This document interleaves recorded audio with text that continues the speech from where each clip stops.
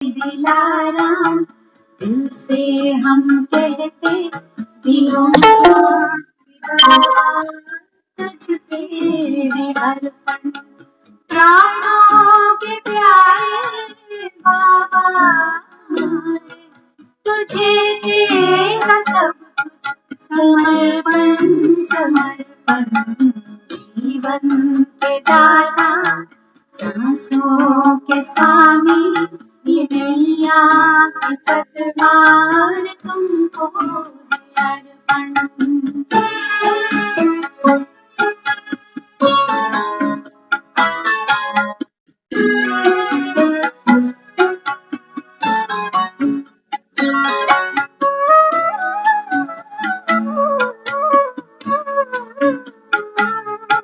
नहीं पास अपनी है देनी के काबिल दाता विधाता को क्या दे सकेंगे ये तूने हम पर है एहसान इतने के जीवन भी देकर चुका ना सकेंगे ये जीवन भी देकर चुका ना सकेंगे ये मैंपन मेरापन ये तखपन ये जीवन ये संकल्प हर धड़कन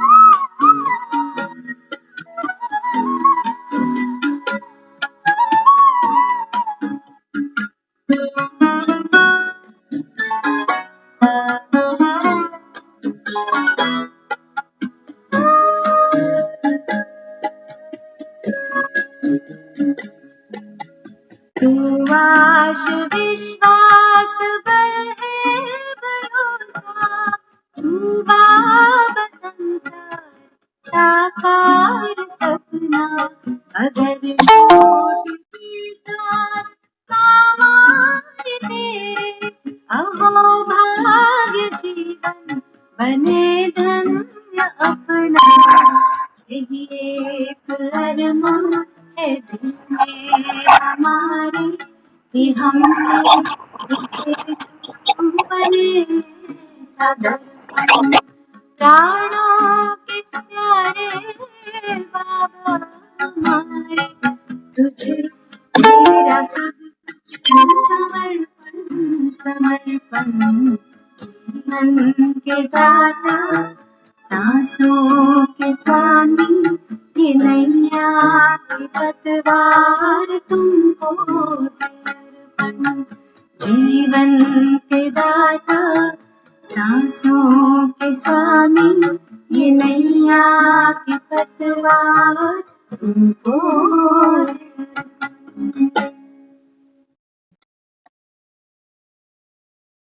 ओम शांति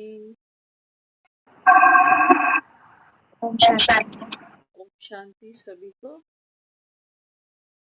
तो जीवन के दाता सांसों के स्वामी बाबा कहते हैं बच्चे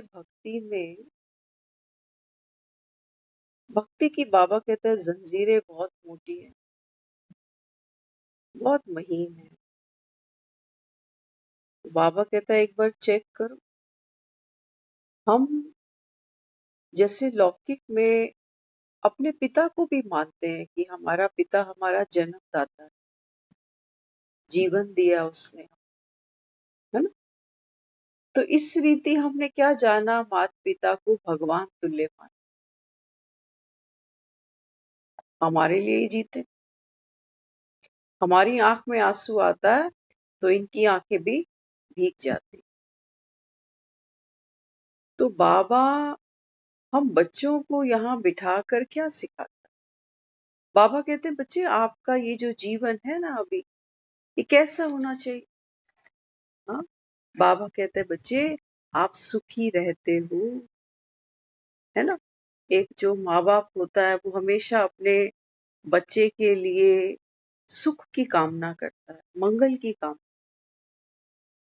तो हमने संसार में अपने बच्चों को अगर सुख की कामना की तो क्या सोचा कि बच्चे अच्छे पैसों में खेलें, शरीर से स्वस्थ हों, अच्छे इनके संबंध हो, कहीं से कोई दुख ना पाए। यही तो चाहना की। तो इसके लिए हमने मंदिरों में भी जा जाकर कितनी फेरियां लगाई कि हमारे बच्चे सुखी हो। लेकिन यहाँ बाबा हम बच्चों को बिठाकर क्या कहता है? बाबा कहते हैं बच्चे जिस सुख की आपने कामना की ना कि हमको बाहर से मिले, आपने कामना की कि हमारा शरीर स्वस्थ हो, अच्छी बात है, होना चाहिए। लेकिन बाबा कहते हैं सिर्फ मंदिर में हाथ जोड़ने से स्वास्थ्य नहीं मिलता। स्वास्थ्य के लिए तुमको पुरुषार्थ करना पड़ता है। आप सोते कब हो, जागते कब हो, क्या खाते हो, कैसे खाते हो, है ना? तो बाबा हमको सुखी जीवन बनाने की विधि देता है, युक्ति देता है। बाबा कहते हैं बच्चे अगर आपको हेल्दी शरीर चाहिए तो बाबा कहते हैं फिर क्या करना पड़ेगा? हाँ, बाबा कहते हैं बच्चे आपका भोजन सात्विक हो। और सात्विक का मतलब सिर्फ इतना नहीं है कि हम अंडे, प्याज, लहसुन, इतनी सी बात नहीं। ये तो बहुत मामूली सी बात। शमशान में जाते हैं, आप जब अस्थियां फूल इकट्ठे करने जाते हो ना, तो आप बता नहीं सकते हो कि ये मांसाहारी था या शाकाहारी। वो तो मिट्टी है। तो बाबा यहाँ क्या कहते हैं? बाबा कहते हैं बच्चे आपका भोजन कैसा होना चाहिए? सात्विक होना चाहिए। प्रेम से बनाया हो, प्रेम से परोसा हो, प्रेम से खाया हो, ये सात्विक भोजन। मंदिर के लिए भक्ति जब करते हैं तो भोग तैयार करते हैं ना मंदिरों के, क्या कहते हैं? कहते हैं भगवान का प्रसाद बनाए। तो गुस्से में बनाते, कर्म कूटते हुए बनाते नहीं, बहुत भावना से बनाते। और घर की दाल रोटी ये कैसे बनाते हैं हम सब जानते हैं, है ना? तो बाबा यहाँ हमको जो बिठाया है, बाबा कहते हैं बच्चे आपका जीवन सुखी हो, उसके लिए बाबा कहते हैं तन स्वस्थ होना चाहिए। आज तो देख लो, बाबा तो कहता है कलयुग में बैठे हो, हर एक आत्मा अपने अपने कर्म भोग, अपने अपने हिसाब किताब तो करेगी। वो तो बाबा कहता है जो ड्रामा में है वो तो मैं भी नहीं रोक सकता। लेकिन बाबा अभी हमें क्या दे रहा है? हाँ, बाबा कहता है बच्चे आप में दिव्य संस्कार होना चाहिए। भोजन 4 सब्जियों से किया या सिर्फ पापड़ से ही किया, एक सब्जी ही मिली, कोई बात नहीं बाबा, सुखी हो। राम को देखा, जूठे बेर खा रहा है, शबरी दुखी है, नीच जात की है, जूठे बेर खिला रही, दुखी है, दुखी नहीं है, क्योंकि चित्त सात्विक, चित्त सात्विक। आज हम अनपॉलिश्ड दालें खाते हैं, फिल्टर्ड आरओ के पानी पीते हैं, कर रहे हैं ना, शरीर के लिए कर, जिम जाते, एक्सरसाइज कर। लेकिन बाबा कहते हैं रोग तब भी पीछा नहीं छोड़। तो सुखी जीवन बनाने के लिए बाबा पूछता है बच्चों से, बच्चे आप सुखी हो? तुम तो जानता ही है सुखी होते तो उसको आना ही नहीं पड़ता। वो आया इसीलिए क्योंकि हम सब यहाँ दुख धाम में बैठे, मृत्यु लोक में बैठे। तो मृत्यु से बचाव के लिए हम कितने प्रबंध करते हैं ना। दिल्ली का मौसम देखो, टेम्परेचर देखो, हर कोई यही बात करता है कि गर्मी बहुत, गर्मी बहुत। तो बाबा यहाँ क्या कह रहे हैं? बाबा कहते हैं बच्चे सुखी जीवन के लिए आपका तन, तन बाबा कहता है निरोगी होगा, स्वस्थ होगा। तो बाबा कहता है फिर अगली तैयारी भी करो, नहीं तो बाबा कहता है पहली जमात में ही बैठे रहो। तो एक स्वस्थ जीवन के लिए बाबा कहते हैं बच्चे आपकी नींद कैसी होनी चाहिए, लाइट। आज हम, क्योंकि आज तो छुट्टी थी ना, आज इलेक्शन है दिल्ली में, तो कल की भी छुट्टी है। ज्ञान बाबा कहता है जैसे घड़ी की सुई सेकंड सेकंड चलती जाती है ना, ऐसी बाबा कहता है बच्चे आपकी बुद्धि में ज्ञान टिकलू टिकलू करता जाए। तो आज हमने ऐसा महसूस किया, मेडिटेशन भी पता नहीं वैरायटी कितनी कितनी टाइप की निकल कर बाहर आ जाती। हमने देखा कि कोई लेटे हैं, सो रहे हैं, जैसे दोपहर का समय है और बिंदास सो रहे हैं। अब ज्ञान तो सुना नहीं, कोर्स किया हुआ है, लेकिन ज्ञान में रुचि नहीं। तो हमें संकल्प आया उनको देखकर कि देखो अशरीरी होना हर आत्मा को कितना अच्छा लगता है, कितना सुखद है ना। बाहर गर्मी में जाना, नौकरियां करना, बच्चे देखना, लेकिन जब कोई भी इंसान, भले ही वो ज्ञान भी नहीं सुनता हो, लेकिन वो भी जब रिलैक्स होकर लेटता है या नींद करता है, तो हमें लगा कि यही तो मेडिटेशन है। थोड़ी देर के लिए नींद में इसको भूल ही जाएगा कि कोई बीवी भी है, कोई बच्चे भी हैं, कोई बाप भी है, कोई बहन भी है। हर चीज, जितनी गाढ़ी नींद आती है ना, हाँ, आत्मा हर चीज से न्यारी हो जाती। और फिर उस नींद के बाद हम जागते हैं तो हमारे में एक पॉजिटिव एनर्जी होती है। तो नींद तो सबको प्यारी लगती, लेकिन बाबा अपने को क्या समझा। बाबा कहते हैं बच्चे मैं भी तुम्हारी खैर खबर पूछता हूँ रोज, बच्चे तुम सुखी हो। तो सुखी बनने के लिए बाबा कहता है आप चेक करो आपकी नींद कैसी। सचमुच हम रोज चर्चा करते हैं। आज हमारी भी छुट्टी थी, लेकिन हमने नोट किया जिस दिन हमारी छुट्टी नहीं होती है ना, हमको बेड पे जाते ही नींद आती। कल छुट्टी थी, नींद ही नहीं आ रही, नींद नहीं आ रही। अब वो लगे कन्वर्सेशन चल रही है, बच्चा जो साथ में, तो लेकिन नींद खुली उसी समय जैसे रोज खुलती। ड्यूटीज अपनी वही, बाबा जिस रूटीन में ढाल दिया ढाल दिया। अब मन को कभी चुभता नहीं है कि भी मेरी छुट्टी नहीं है क्या, नहीं, बल्कि आज हम 1 घंटा पहले ही पार्क चले, छुट्टी थी, पूरा यूज करेंगे। तो बाबा अपने को कहता बच्चे मंदिर में हाथ जोड़कर प्रार्थना करने से अगर आप ये मांगो कि भगवान मुझे निरोगी बनाए रखना, स्वस्थ लंबी उम्र देना, तो बाबा कहते बच्चे ये मांगने की चीज है। आपका खान पीन कैसा है, इसीलिए देखो ज्ञान की रीति बाबा हमको समझाता है। बाबा कहते हैं बच्चे आपकी कर्मेंद्रियां क्या करती हैं, हाँ, आत्मा को गुलाम बना।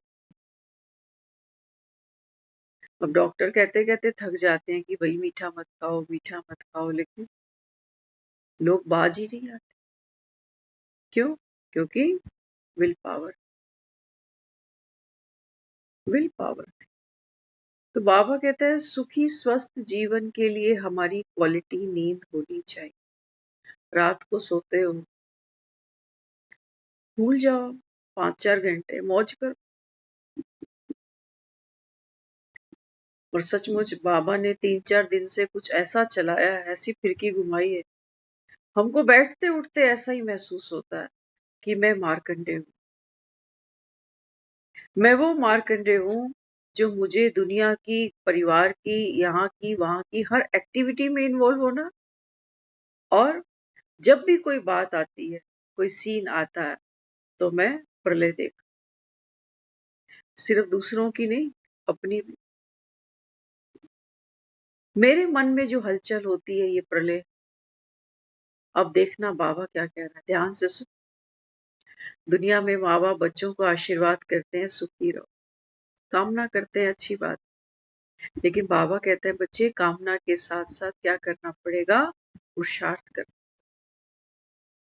तो बाबा कहते हैं तुम दुखी क्यों हो, क्योंकि बाबा कहते हैं तुम्हारे मन में अनेकों प्रश्न उठते हैं घड़ी घड़ी, क्यों, क्या, कैसे, कब। हाँ? तो बाबा कहता है अपने को दुआओं से चला। कई बार आता है ना मुरली में, बाबा कहते हैं बच्चे ये तो दुआएं कमाने का समय है, खुद को, इस तन को दुआओं से चला। तो दुआओं से चलाना मन, दुआओं से कैसे चलाएं इसको?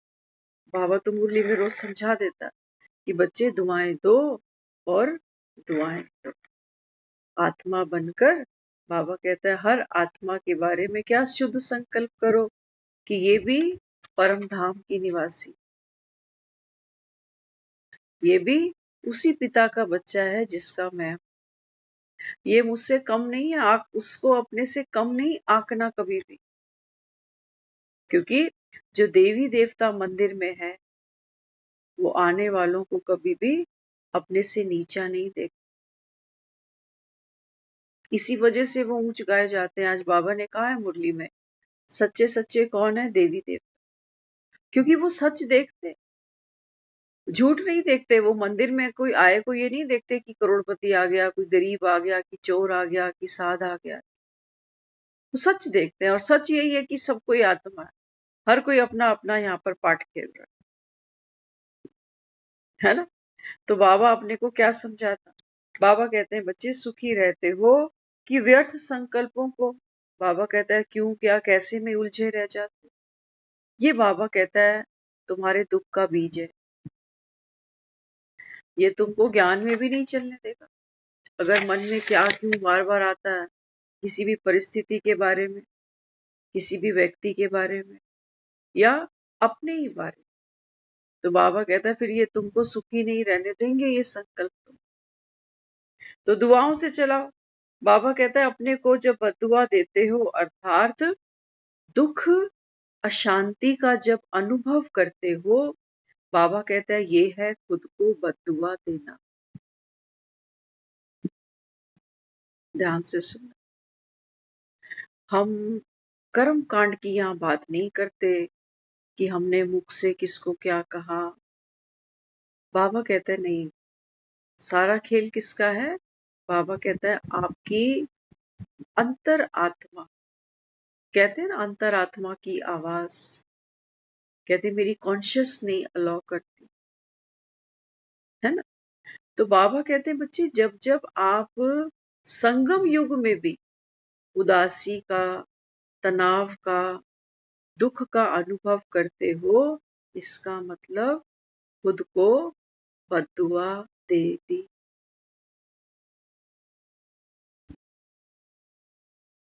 भगवान के बच्चे बन गए, कहने को हम ज्ञान सुनते हैं। बाबा कहता है आत्मा तो शुद्ध है, कुछ करने की तुमको दरकार नहीं बाबा। अब ये जो बाबा हमें कहता है कि रोज की मुरली सुनो, अमृत वेले उठो, मुरली का मनन चिंतन करो, ये सब क्या है? हाँ, बाबा कहते हैं जो हंस होते हैं, हंस कहाँ रहते हैं? पानी के ऊपर रहते हैं। तो बाबा कहते हैं ये जो मैं तुमको दिनचर्या देता हूँ ना, ये सोचो जैसे सरोवर है, हंस तो सरोवर में ही रहते हैं। तो बाबा कहते हैं इसलिए मैंने तुमको इस नियम में बांध दिया कि सुदर्शन चक्र घुमाओ।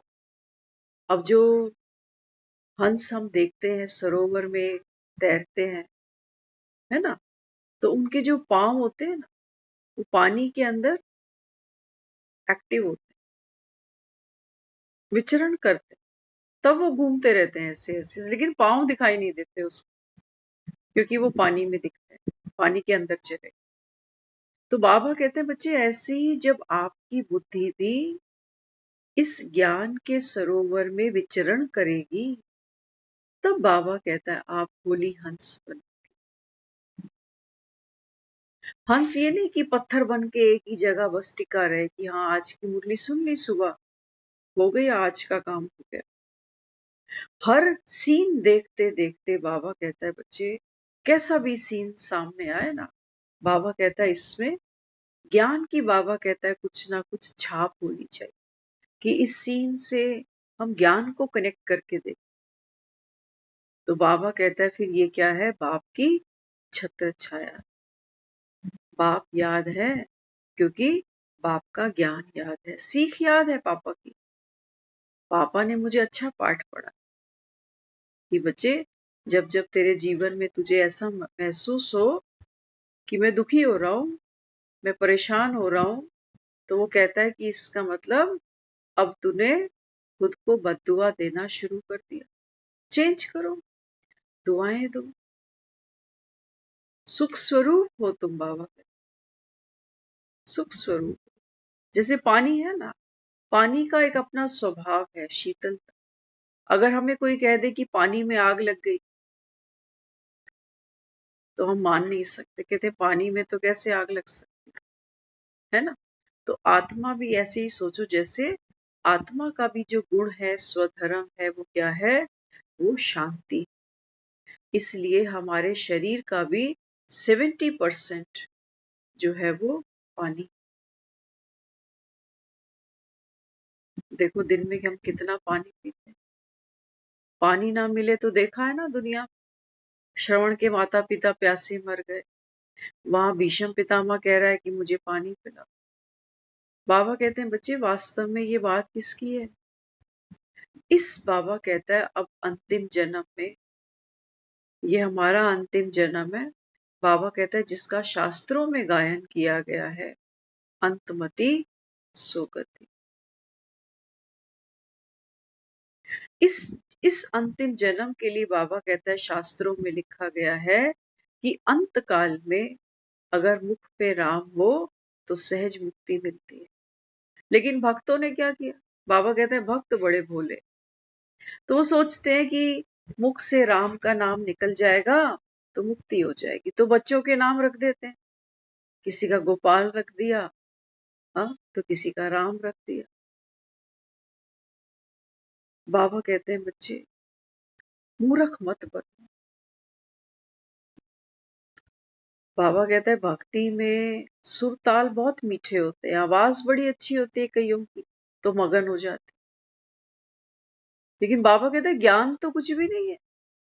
भजन बहुत सुरीले गाते हो, बहुत मीठी मीठी आवाज है तुम्हारी, साज बड़े सुंदर बजते हैं, लेकिन बाबा कहता है बच्चे ये तो भक्ति कैसी हुई। हाँ, बाबा कहता है इस भक्ति से तुमको कोई प्राप्ति नहीं होती है, अल्पकाल की होती है। बड़े बड़े सिंगर हैं, खूब नोट कमाते हैं, एक नाइट पे बुलाओ उनको, लाखों में बात करते हैं, अल्पकाल की तो है। लेकिन बाबा कहता है बच्चे आत्मिक, बाबा कहता है कोई भी उपलब्धि भक्ति से नहीं मिल सकती, क्योंकि बाबा कहता है वहां भक्ति करने वाले कौन है? महिलाएं हैं, पुरुष हैं, बूढ़े हैं, जवान हैं, सबके अपने अपने रोने हैं, सबकी अपनी अपनी वासनाएं हैं। तो बाबा कहते हैं बच्चे भक्त तो अधूरे रह जाते, भक्तों की बाबा कहता है पेटा भराई कभी नहीं होती, है ना। तो देखते हो हम भी कई बार लोगों को देखते हैं, वो बूढ़े हो जाते हैं तो सोचते हैं अब हम मंदिर तो नहीं जा सकते, तो मन मन में एक कमी फील करते हैं कि अब हमारा वो समय आ चुका कि हम मंदिर की दहलीज तक नहीं जा सकते, तो एक अधूरापन है। फिर एक समय आ जाता है वो बैठकर पूजा पाठ भी नहीं कर पाते और दुख पाते। और मजे की बात है जब कर्म भोग सामने आता है तो हमारे में कोई बल भी नहीं, बल्कि उस समय हम भगवान को यही गुहार करते हैं कि सारा जीवन हमने इतनी भक्ति की और आपने मुझे क्या दिखाया, करते हैं ना। तो बाबा कहता है भक्ति से कोई, बाबा कहता है तुमको आत्मिक शक्ति नहीं मिलती, नहीं मिलती बाबा कहता है। और यहाँ ज्ञान से बाबा कहता है आत्मा 16 कला संपूर्ण बन जाती है। कैसी? देवी देवताओं जैसी। आज हमारे घर में बहुत पढ़े लिखे लोग भी हो सकते हैं, पैसे वाले भी हम हो सकते हैं, लेकिन हम ऐसे कभी नहीं बने कि कोई हमारी बैठकर पूजा करे, है ना। पूजा को भी हमने कमर्शियल कर दिया, कहते हैं पेट पूजा। और पेट पूजा कैसे करते हैं? रोटी चबाने का भी टाइम नहीं है हमारे पास, हमने तो कहा है कि कर्म ही पूजा है, लेकिन हम कर्म भी कैसे कर रहे हैं आज, रो कर, कोई खुशी ही नहीं। तो बाबा कहते हैं बच्चे क्या किया? बाबा कहते हैं ये माया। ये बाबा कहते हैं बच्चे ये 5 विकार चोर है। ये आत्मा को बाबा कहता है लूटते आए जन्म बाई जन्म। तो इसलिए अब बाबा कहता है तुम्हारे जागने का समय। जब मकान में मालिक जाग जाता है ना, तो चोर फिर घुस नहीं पाता। अभी तो बाबा कहता है आत्मा सोई पड़ी है, कुंभकर्ण सोए पड़े। तो बाबा कहता है अभी बाप आते हैं, आकर क्या करते हैं? ज्ञान की गूंज शंखनाद करते। कहते ना शिव आया तो शिव ने क्या किया? जटाओं से गंगा उतारी। हम बच्चों से जैसे कई बार बात करते हैं तो बच्चे भी पूछते हैं स्टोरीज कि भी बताओ बाण गंगा में क्या हुआ था, किसने केस धोए थे बाण गंगा में। तो जब उनके साथ ज्ञान की चर्चा करते हैं ना तो बच्चे काफी कुछ सुनते हैं रोज ही। तो कहते हैं प्लीज प्लीज आत्मा आत्मा मत कर देना, प्रैक्टिकल बात क्या हुआ था बाण गंगा, है ना। तो बाबा कहते हैं देखो भक्ति में तो तुमने यही जाना सुना समझा कि शिव ने अपनी जटाओं से गंगा उतारी, लेकिन गंगा अपने आप तो नहीं उतरी। भागीरथ ने कहते हैं बड़ा तप किया था। भागीरथ, बाबा कहते हैं बच्चे ये भागीरथ कौन था? ये बाबा कहते हैं ये भाग्यशाली रथ कौन था जिस पर बाबा कहता है स्वयं शिव अवतरण करते हैं। मंदिरों में देखते हैं ना हम, जहां शिवलिंग है वहां पर बैल रखा हुआ। तो बाबा कहते हैं बच्चे शिव की जटाओं से गंगा माना। बाबा कहता है ऐसा नहीं है कि गंगा में तुम तर्पण करो, गंगा की पूजा करो, गंगा का स्नान करो, गंगा जल पियो तो तुम स्वर्ग चले जाओ। ऐसे तो नहीं होता। नहीं तो हॉस्पिटल्स में हमें तो लगता है ग्लूकोज जो उन्होंने इतना स्टॉक रखा हुआ है पेशेंट्स के लिए, तो क्यों नहीं गंगा जल रख देते,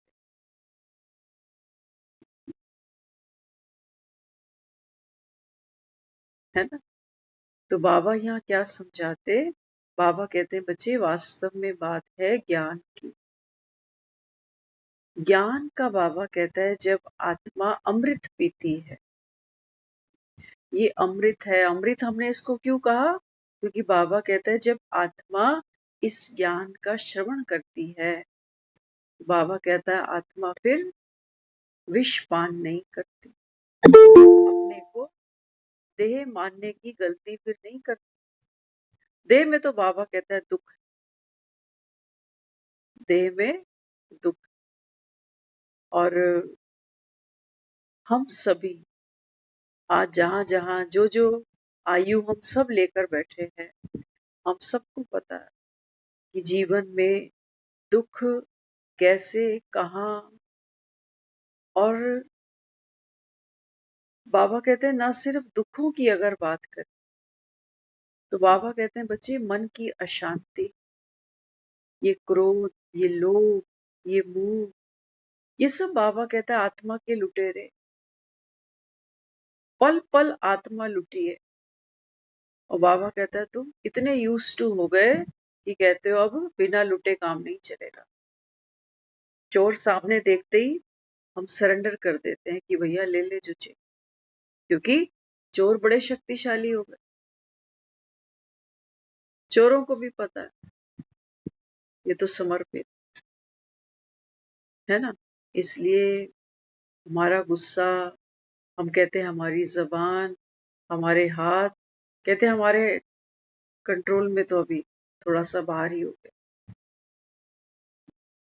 तो बाबा अपने को कहता, बाबा कहते हैं बच्चे मैं तो तुमको सुखी बना देना।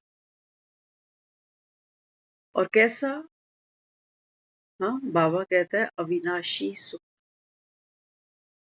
ऐसा सुख नहीं कि घर में पैसा अच्छा आ रहा है या मेरे आज संबंध बहुत अच्छे हैं या आज मैं फिजिकली फिट हूँ।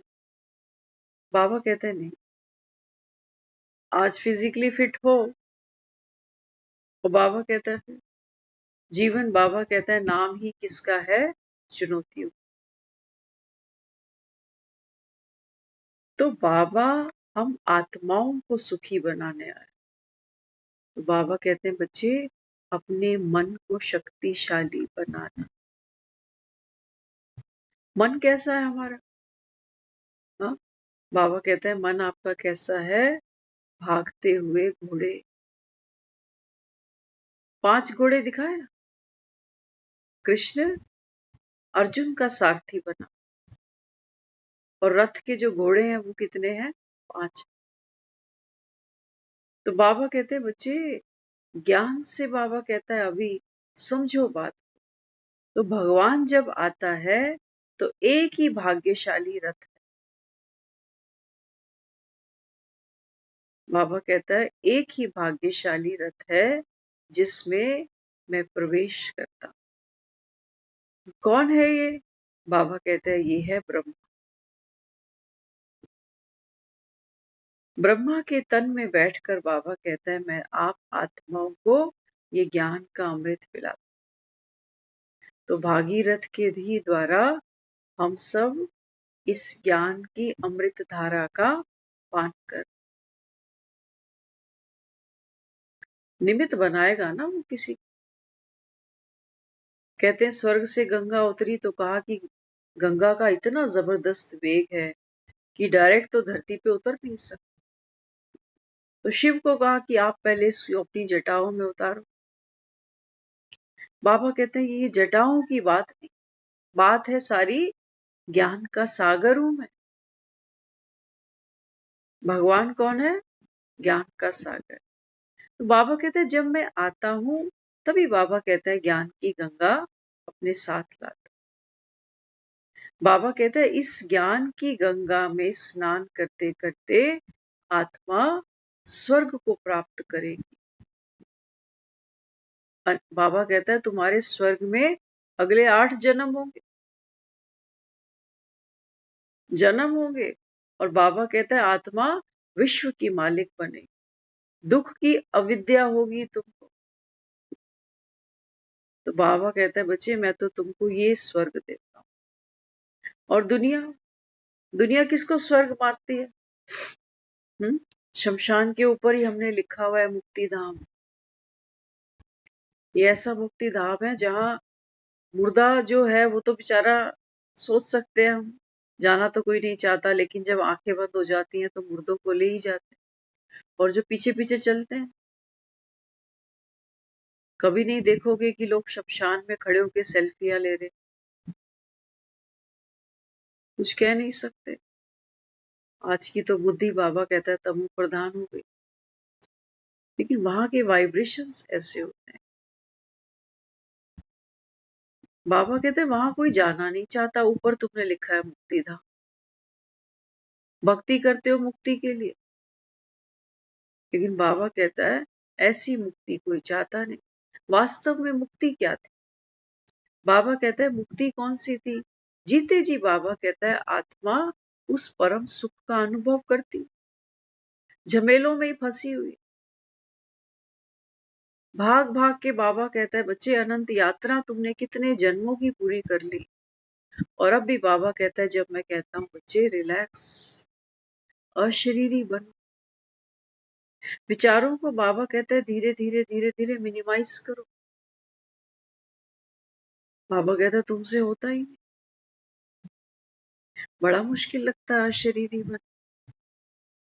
सोना तो अच्छा लगता है।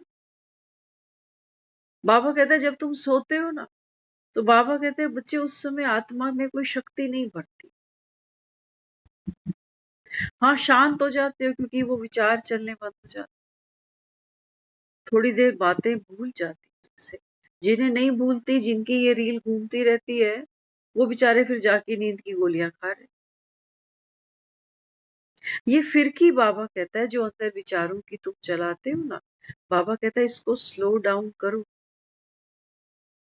जैसे कोई साइकिल पे बैठता है ना, साइकिल पे पैडल मारता जाएगा, मारता जाएगा, मारता जाएगा, तो एक ऐसी मूवमेंट आती है जब अब पैडल नहीं मार रहा लेकिन साइकिल अपने आप चल रही। अभी कमरे में आपके फैन चल रहा, अगर इस पंखे को अभी ऑफ करोगे तो ऑफ करते ही पंखा रुक नहीं जाएगा पूरा, इसको रुकने में समय जाता। बाबा कहते हैं ऐसे ही तुम्हारा मन भी है, तुम्हें बड़ा मुश्किल लगता है। कहते हैं मन के व्यर्थ नेगेटिव खत्म ही नहीं होते। बाबा कहते हैं बच्चे क्या करना पड़ेगा, एक महीन पुरुषार्थ। जब भी मन में संकल्प आ रहे हैं, विचार आ रहे हैं, अलग हो जाओ ना। जैसे ट्रैफिक चलता है रोड पे तो अलग खड़े रहते हो या बीच में आ जाते हो। बाबा कहते हैं जब मन में विचार चलते हैं ना, बाबा कहते हैं बच्चे आप पीछे हट जाओ। पीछे कैसे हटेंगे, ध्यान से सुनना। बाबा कहते हैं कोई विचार आए किसी के भी बारे में, एक अच्छा विचार आया या एक बुरा विचार आया, कैसा भी, ट्रैफिक तो ट्रैफिक ही है ना। कोई नोटों से लदी गाड़ी जा रही है वो भी ट्रैफिक है, कोई गाड़ी किसी पेशेंट को, किसी डेड बॉडी को उठाए जा रही है वो भी ट्रैफिक। बाबा कहते हैं बच्चे इस ट्रैफिक का प्रभाव आपके चित्त पर नहीं पड़े। अच्छे संकल्प आ रहे हैं तो खुश होने की बात नहीं, ये रोड का ट्रैफिक है, ये जा रही हैं गाड़ियां एटीएम भरने के, तुम्हारा क्या। और अगर कोई ऐसी भी गाड़ी जा रही है, कोई फायर ब्रिगेड जा रहा है, कोई एम्बुलेंस भाग रही है, कोई कुछ भी जा रहा है, बाबा कहते हैं बच्चे आप अपने चित्त की भावना को उस विचार से जोड़ो नहीं, कट करते जाओ, साक्षी बनो, पीछे हटो। अब ये नहीं कि हमने एक चलती हुई एम्बुलेंस देख ली, अब मन दूसरा विचार कर रहा, भाई पता नहीं कौन होगा, पता नहीं अस्पताल से लेके आ रहे हैं कि इसको घर छोड़ने जा रहे हैं, पता नहीं जिंदा है कि मर गया। अब हमने क्या किया, एक एम्बुलेंस देखी और ये तूती शुरू हो गई बच। एक गाड़ी देखते हैं, पता चलता है कि हाँ भाई कोई सरकारी गाड़ी जा रही, तो सोचते हैं अच्छा हो सकता है इसमें कैश पड़ा हो, कितनी सिक्योरिटी टाइट है, चलता है ना। तो एक कोई भी चीज जब हम अपनी आंखों से देखते हैं तो हमारी बुद्धि और विचार करने लगती है। माना हम ट्रैफिक को बढ़ा रहे हैं, पैडल और मारने शुरू कर दिए हमने, हमने वो साइकिल रोकी ही नहीं, है ना। साइकिल को जब हमको स्लो डाउन करना होता है तो हमको पैडल नहीं मार, तो हमारा भी मन क्या कर रहा है, किसी भी चीज के ऊपर जब हम विचार करते जाते हैं करते जाते हैं करते जाते हैं, इसका मतलब हमने पैडल मारना नहीं छोड़ा। हमारी बुद्धि कुछ ना कुछ और पका रही है साथ। बाबा कहते हैं इसमें तुम्हारी शक्ति जाती है। आज देखो ना, दिल्ली में इलेक्शन था, हर कोई लगा हुआ, हर कोई लगा। ऐसे कितने इलेक्शन हो जाते हैं, कितनी बार हम पोलिंग बूथ पे जाकर वोट दे आते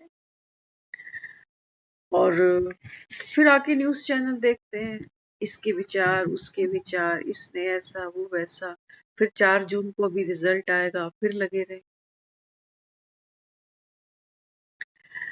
बाबा कहते हैं बच्चे ये मन की साइकिल है, बाबा कहते हैं उतर जाओ, रिलैक्स हो जाओ थोड़ी देर के लिए। ये है अशरीरी, इसको बाबा कहते हैं तुम बीज स्वरूप आत्मा, इसको कहता है। अब सिर्फ बोलने से थोड़ी बात बनती है कि मैं बीज स्वरूप हूँ। बाबा कहते हैं बच्चे इसका पुरुषार्थ करो, अंत में बाबा कहता है यही पुरुषार्थ तुम्हारे काम आएगा। क्योंकि सोचो अभी तो जीते जागते सही सलामत बैठे, आसपास के लोग भी, स्थितियां भी सब अनुकूल ही है, चल रहा है जैसे तैसे मामला। लेकिन बाबा कहता है सोचो जब शरीर छोड़ने की बारी आएगी तब मन में कितनी हलचल, कितने प्रश्न होंगे कि मेरे पीछे बच्चों का क्या, मेरे पैसे का क्या, मेरे बैंक बैलेंस का क्या। तो उस समय हमारा मन क्या करेगा? पैडल मारेगा। उस समय तो बहुत पैडल मारेगा, क्योंकि उसको पता है अब जाना है मुझे। अब मुझे इन प्रश्नों के उत्तर नहीं मिल रहे कि मैं किसके भरोसे ये सब छोड़ के जाऊं, और जाना तो पड़ रहा है। बाबा कहते हैं बच्चे यही पैडल मारते मारते अगर तुमने शरीर छोड़ दिया ना, तो बाबा कहते थे आत्मा ये पैडल मारने का संस्कार साथ लेती, और ये पैडल मारना ही क्या है? ये हमारी चिंताएं। यही बाबा कहते हैं तुम्हारे दुख के कारण बन जाते। तो हम जो यहाँ बैठकर इस ज्ञान की चर्चा करते हैं, उसका हमारा एक बेसिक पर्पस यही है कि हम मार्कंडे बने। मार्कंडे इसी दुनिया में बैठा है जिसको दुनिया कलयुग मानती है, और कलयुग में बातों के कोई सर पैर ही नहीं। लोगों की अपनी बातें खत्म नहीं होती है तो टीवी चैनल शुरू हो जाते, फिर अखबारें हो जाती, फिर कोई मैगजीन, फिर इसकी गपशप, फिर उसकी गपशप। तो पैडल हम कभी रुकते नहीं है। सपने में भी हमारा जो मन है वो पैडल मारे जा रहा है। सुबह उठते ही जैसे ही आंख खुलती है, पैडल लगने शुरू हो जाते कि भाग भाग के ये कर वो कर ऐसे। इसलिए बाबा ने अपने को ये रूटीन दिया कि सुबह उठते ही साइकिल का पैडल नहीं मारना। राजा हो, बाबा कहता है, गुलाम थोड़ी हो। अब सोचो लोग करते क्या। एक बार हमने सुना, बहुत अच्छा एक दृष्टांत अभी याद आया। कहते हैं एक राजा था, तो राजा के पास जो वजीर था ना, तो वो बीमार चला काफी दिन तक, और फिर उसने शरीर छोड़ दिया। तो राजा ने पूरे नगर में ऐलान किया कि एक ऐसी परीक्षा ली जाए, तो जो भी उस परीक्षा में पास होगा उसको मैं अपना वजीर रखूं। तो नगर में जो भी सूरमा अपने आप को समझते थे, पढ़े लिखे, तो 3 लोग ऐसे नॉमिनेट हुए कि ये 3 लोग हैं ऐसे जो राजा जो पेपर लेगा, जो परीक्षा लेगा, हम उसको अटेंड करेंगे, और जो भी रिजल्ट आएगा वो फिर वजीर बने। तो 2 तो थे वो गणितज्ञ थे, अच्छी नॉलेज थी उनको, बुद्धि खूब भगाते थे। तो उन्होंने दुनिया भर की किताबें पढ़नी शुरू कर दी, पता नहीं राजा क्या पूछ लेगा। जैसे वो केबीसी की आती थी ना, केबीसी में कईयों का नाम आ जाता है तो वो शुरू हो जाते हैं जीके पढ़, कि पता नहीं अमिताभ बच्चन क्या पूछ ले, है ना।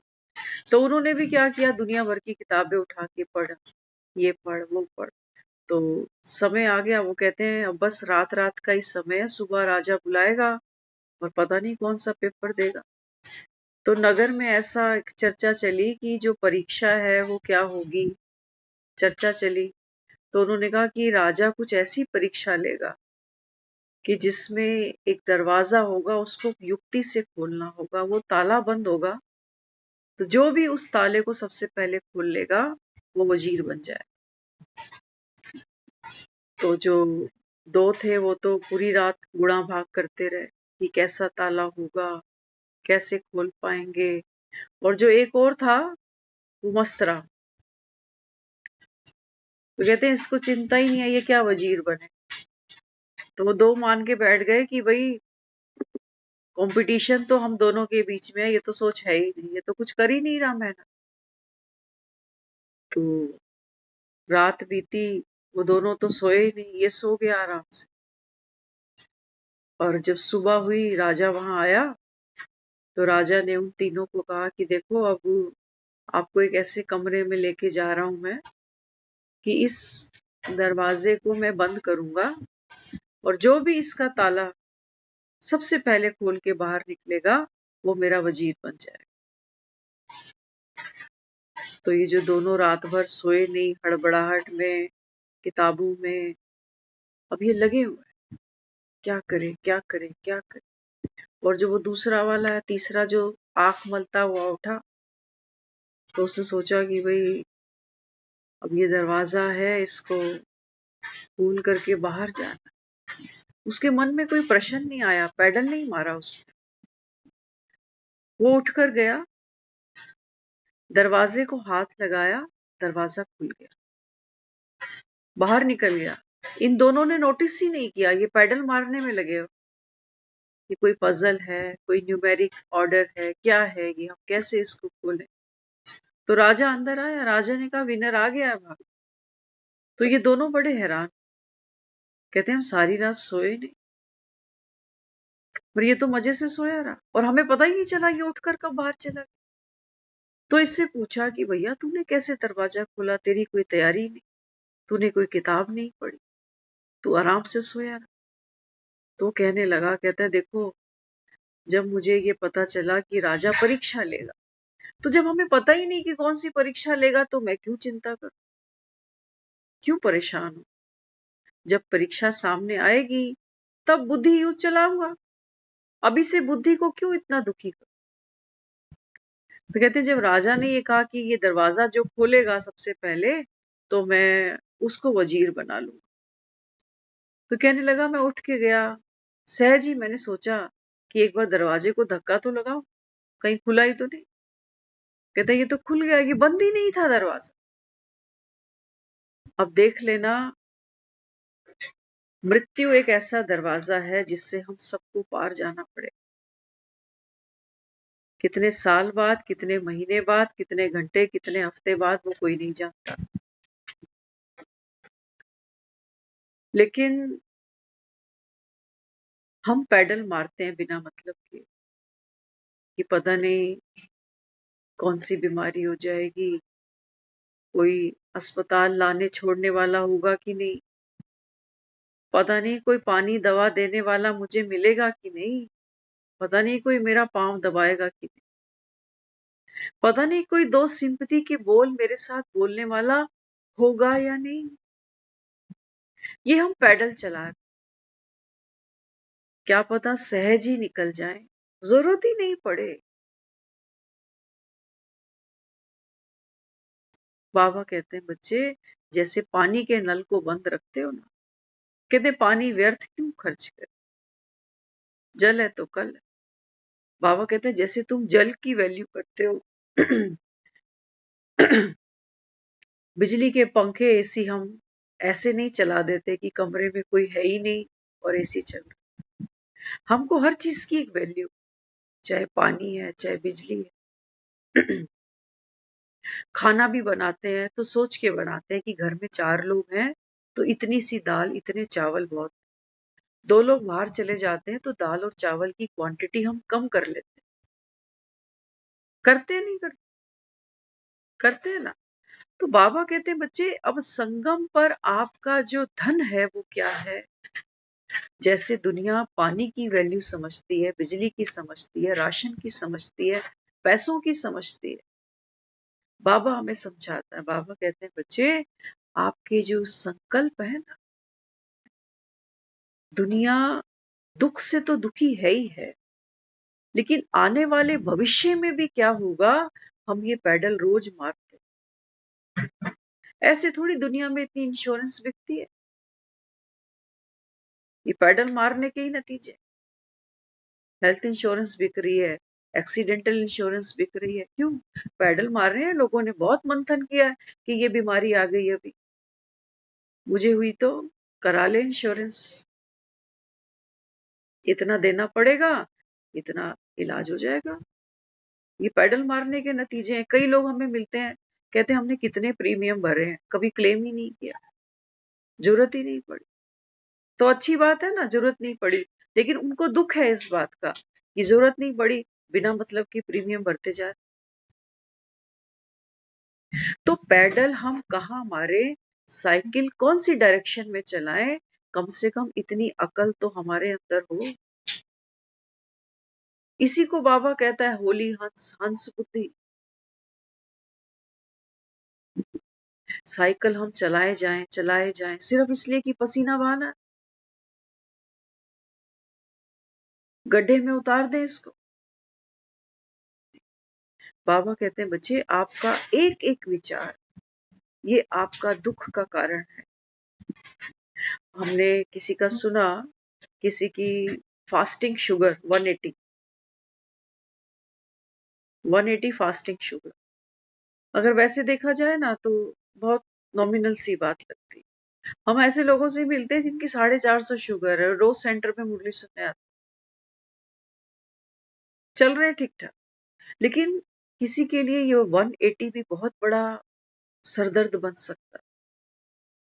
अब एक चीज याद रखना, ये 180 जो हमने शुगर देखी ना, ये उस मूवमेंट की शुगर थी।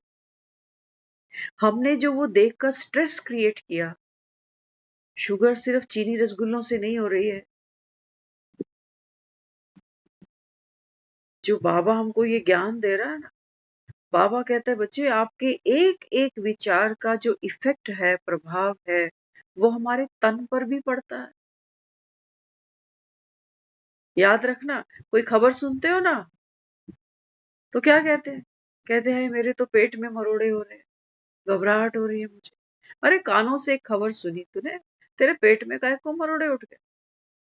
माना किसी भी बात का प्रभाव मेरे मन पर पड़ता। तो बाबा कहता है फिर सुखी होना है ना तुमको, तो बाबा कहता है बच्चे खाते हो, तो बाबा कहता है खाने से पहले हाथ धोते हो, ये सब्जियां भी धो के बनाते हो, बर्तन भी धो धो के मांज के बनाते हो। तो बाबा कहता है जो तुम ये खाते हो सारा दिन, इसको कौन मांजेगा? तुम्हारा बाप।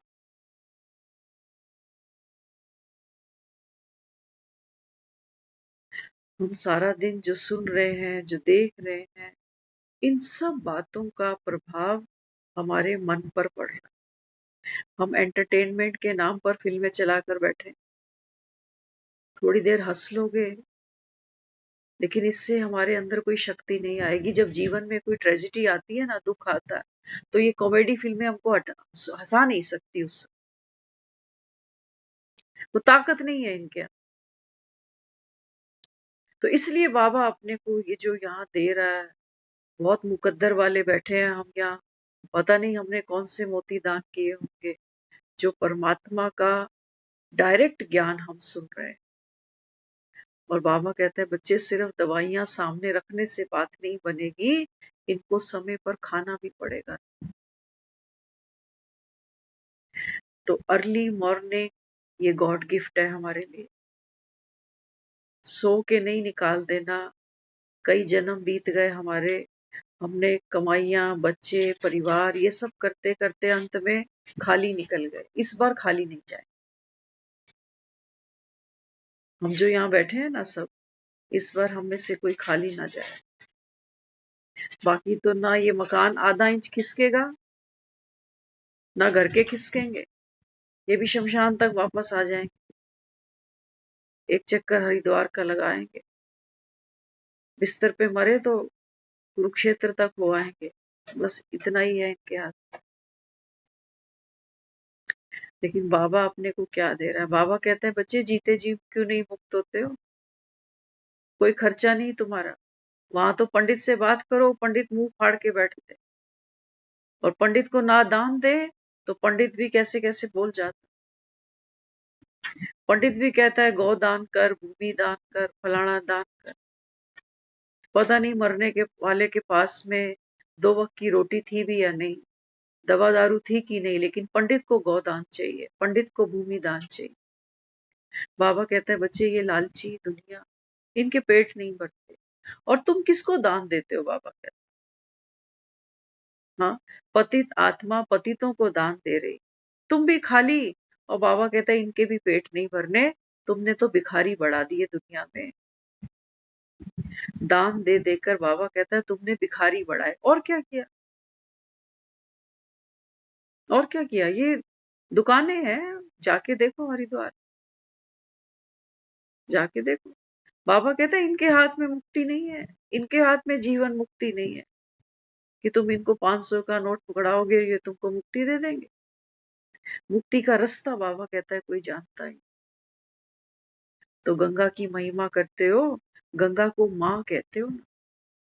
माँ की गोद में बच्चा आता है तो हर दुख से निजात मिल जाती है। लेकिन बाबा कहते हैं बच्चे ये इन लहरों की बात नहीं, ये बात है, बाबा कहते हैं ज्ञान शीतल है। ज्ञान बाबा कहते हैं जब आत्मा सुनती है तो इस ज्ञान की लहर में आत्मा अपने दुखों से तिरोहित हो जाती है। और बाबा कहते हैं देखो दुनिया के पास समय नहीं है, स्वयं शिव आया है ज्ञान की गंगा अपने साथ लेकर, लेकिन दुनिया हरिद्वार के घाटों पर खड़ी है।